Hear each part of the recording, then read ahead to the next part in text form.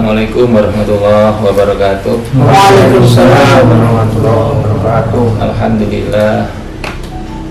Alhamdulillahirabbil alamin. Nahmaduhu wa nasta'inuhu wa nastaghfiruh wa na'udzu billahi min syururi anfusina wa min sayyiati a'malina. May yahdihillahu fala mudilla lahu wa may yudlil fala hadiya lahu. Asyhadu an la ilaha illallah wa asyhadu anna Muhammadan abduhu wa rasuluh. Allahumma sholli wa sallim wa barik ala Muhammad wa ala alihi wa ashabihi wa man tabi'ahum bi ihsani ila yaumil qiyamah. Amma ba'du. Rekan-rekan semua yang saya hormati, syukur alhamdulillah pada kesempatan hari ini kita bisa berkumpul di tempat ini. Semoga pertemuan ini pertemuan karena Allah Subhanahu wa Ta'ala. Salam dan salawat mudah-mudahan tetap terlimpahkan kepada junjungan kita Rasulullah Muhammad sallallahu alaihi wasallam, kepada sahabatnya, kepada keluarganya, dan semoga kita semua termasuk umat yang bisa menjalankan sunnah-sunnah Rasul sehingga kelak di yaumil qiyamah kita akan mendapatkan syafaat pertolongannya.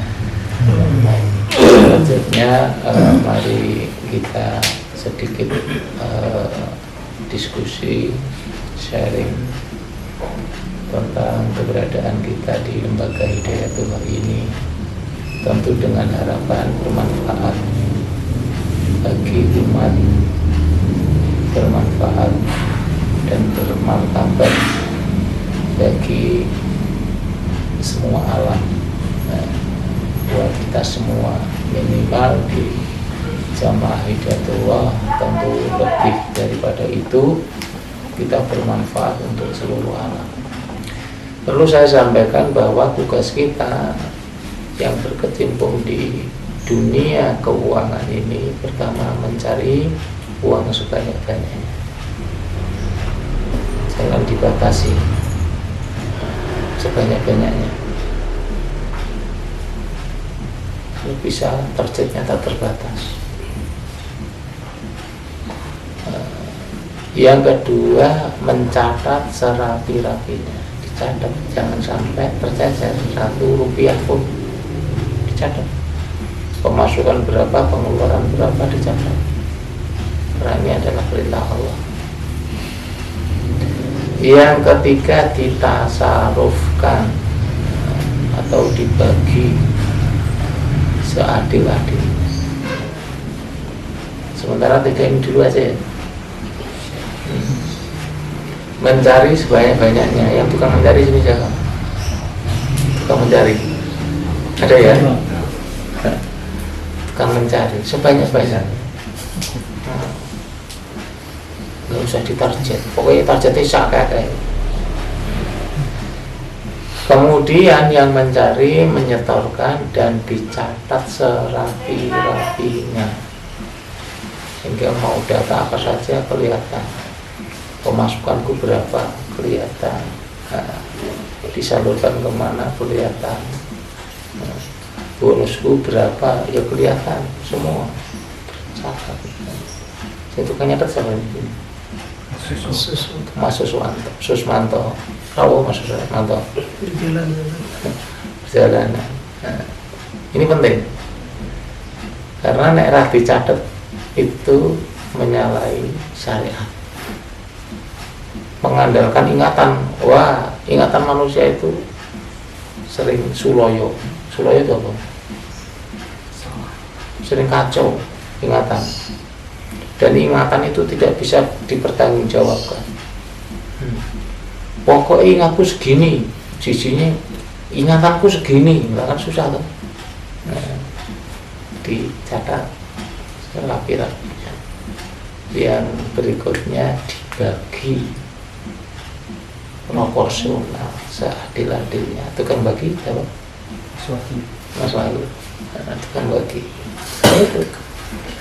Kalau tiga ini dilakukan secara baik, maka insya Allah kita akan sejahtera mulia. Ini penting. Al-mu'minu qawiyun orang mukmin yang kuat itu khair, lebih baik daripada mukmin yang lemah tentunya. Ya. Jadi dasarnya gitu. Kita mencari sebanyak-banyaknya itu pakai dasar. Ya, itu tadi. Karena orang mukmin yang kuat itu lebih baik daripada yang lemah. Yang kuat itu insya Allah mensejahterakan yang lain. Dalam konteks jamaah kita ya, yang kuat pasti mensejahterakan yang lain. Kalau lemah, ada dua kemungkinan. Bisa jadi tidak bisa membahagiakan orang lain. Kemudian satunya bisa jadi merepotkan orang lain. Kalau kondisi lemah, maka sunatullahnya, baiknya kita ini memang kuat sebagaimana yang disampaikan Rasulullah Sallallahu Alaihi Wasallam tadi. Takaran sejahtera dari sisi duniawi tidak ada batasnya. Dari sisi duniawi, orang punya ini, pengen punya ini, pengen punya ini, pengen ini, kurang ini, kan itu kan? Nggak ada batasnya, sehingga susah. Sejahtera dilihat dari sisi syar'i, minimal.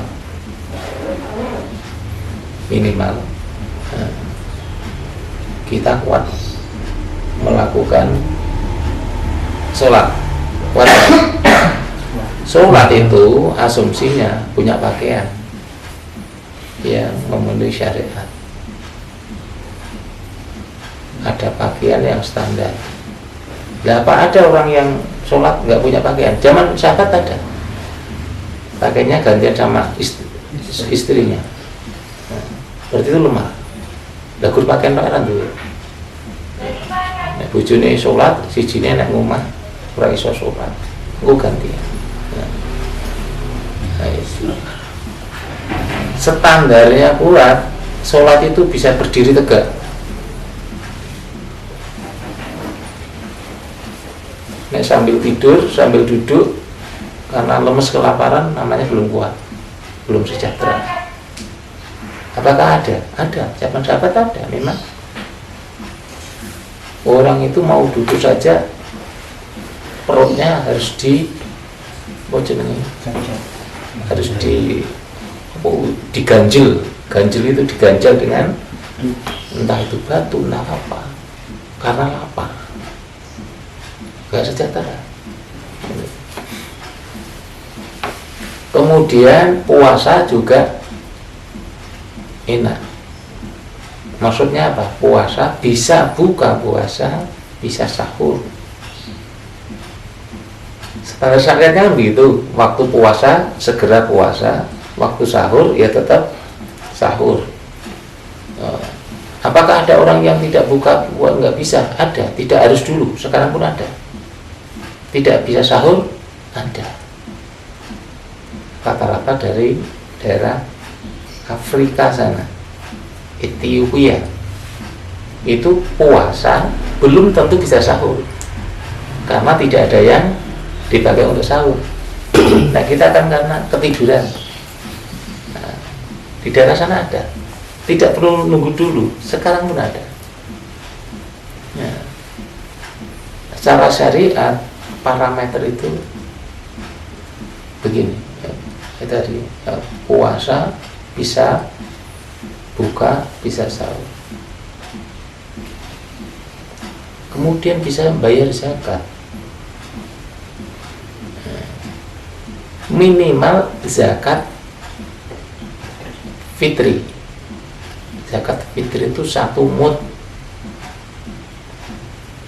1 mud itu berapa? Ya sekitar 3 kilo beras ya.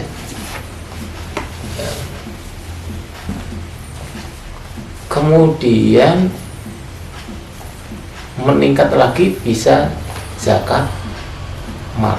Kalau zakat fitri nampaknya bisa semua ya. Kalau zakat mal berapa? Per tahun bisa sampai 1 nisab.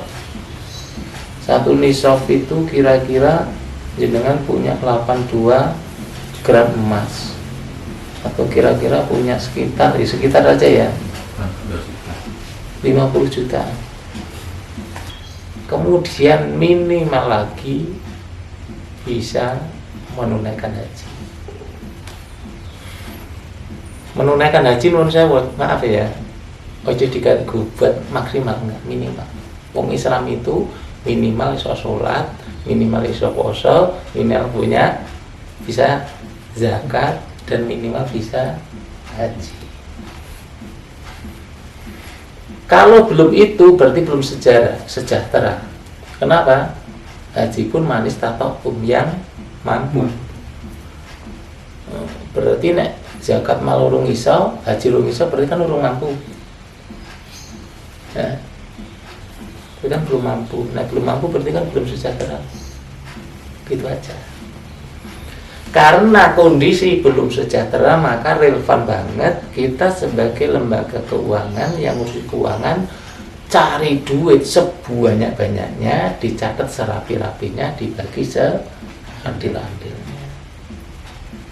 Jangan dibatasi cari duit. Loh, kalau sudah bisa tadi, sholat sudah, puasa bisa, zakat juga bisa, sudah bisa zakat mal, juga bisa haji lah, ini baru ini. Maka daripada itu, monggo jenengan nabung dulu, karena ini batas sejahtera minimal di sini. Syariat Islam ditunaikan. Batasan syariat ya, kalau batasan dunia nggak ada. Wong sing duwe bis 3 itu bisa jadi menurut dia belum mampu, belum sejahtera. Tapi batasan syariat itu tadi. Yang kedua, kebutuhan primer tercukupi. Makan bisa ya? Nah, makan bisa. Pakaian ada ya? Ada pakaian. Nah, kalau standar pakaian itu, kalau secara syariat bisa menutup aurat. Mungkin kalau disesuaikan dengan zaman sekarang ini, ya pakaian itu ya rapi, ya bersih, ya disetrika, mungkin begitu kekinian itu. Tapi standar syariat menutup aurat, suci.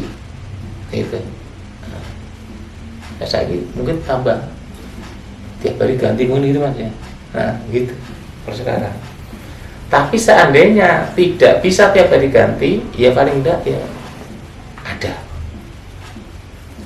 Dan kemudian standar berikutnya ada tempat yang ditempati, punya tempat yang ditempati, atau ada yang tempat yang ditempati.